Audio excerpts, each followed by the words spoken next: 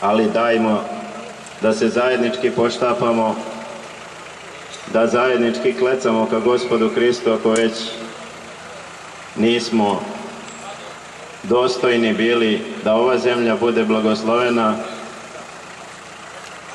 molitvama svetih i našim grešnim molitvama pokajnim, ali pravoslavnim.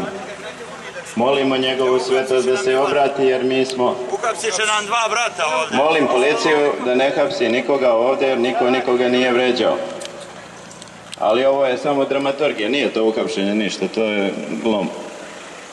Molimo da u ovoj deklarisano pravoslavnoj zemlji se prema pravoslavnim hrišćanima ophodi ljudski, ako već nećete pravoslavno.